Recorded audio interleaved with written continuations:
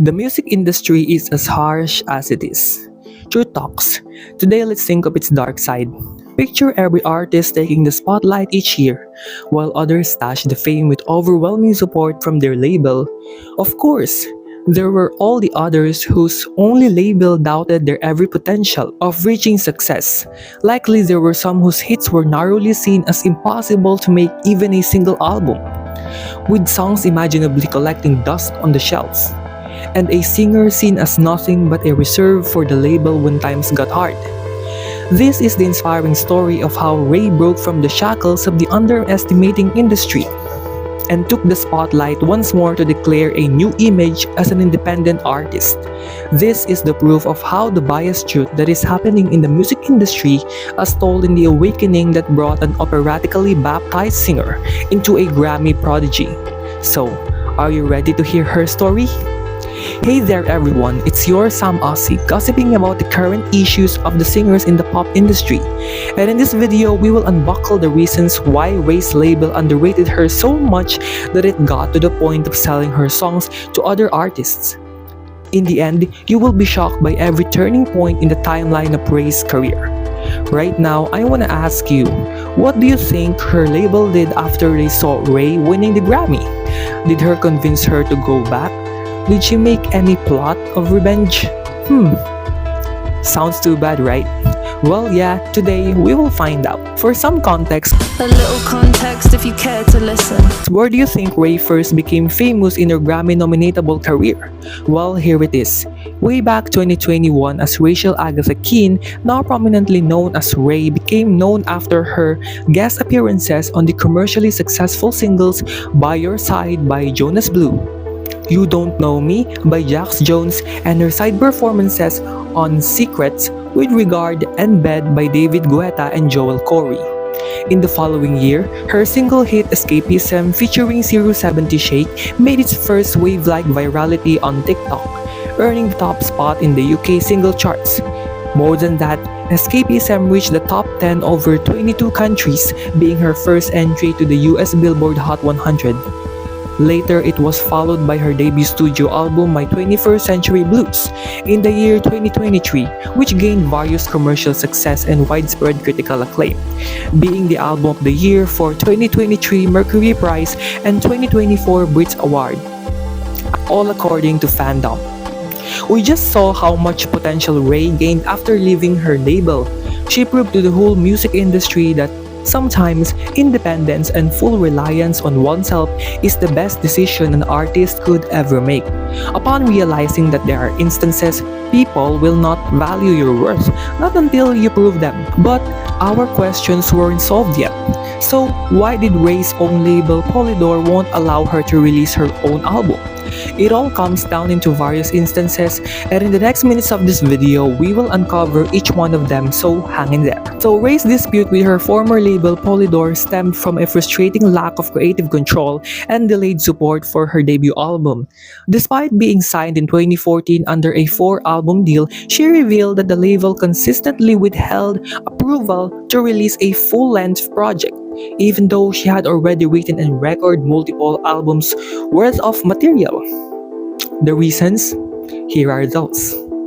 So first up, creative differences. Again, Mixmag reported that Raye and the label didn't just align artistically. They had different visions for her sound, her image, her direction. And instead of collaborating or compromising, things just froze. No movement, no progress, just silence. It's like being in a relationship where no one's talking and you're the only one trying to make it work. Then, there were conditional approval. According to Mixmag, Polydor, her former label, allegedly told her, "You can release your album if your single Call on Me performs well. That's it." No matter how much music she had already, it all hinged on one song doing numbers. So, she was stuck refreshing stats every day, watching streams and chart positions like her career depended on it. Because it literally did. That's not creative freedom. That's like dangling your dream in front of you and saying, "Jump higher." Now, here's the kicker. Lack of investment. As Music Times explained, even though she had albums fully written and recorded, Polydor reportedly wouldn't fund the essentials. No money for the production, mixing, mastering, marketing. And let's be real, releasing an album isn't just uploading files to Spotify, it's a whole machine. Without that backing, it's like having a car with no gas. You're stuck in the driveway with nowhere to go. And then there's the feeling of being undervalued. In an interview covered by Metro, Raye described herself as a vocal dance artist. Basically, they were happy to use her voice on other people's tracks, collabs, features, club bangers, but when it came to her own solo work, crickets. She was sidelined in her own story. Imagine being known for your talent but no trusted to lead with it. Finally, the emotional toll. This one hits hard. Sky News quoted Raye saying her music was just sitting there, collecting dust. Songs she poured her heart into, locked away. She even gave some away to other artists because she wasn't allowed to release them herself. That's gotta hurt. It's like watching someone else wear the outfit you designed while yours stays in the closet. So yeah, it was a mess. But here's the part that makes it all worth telling.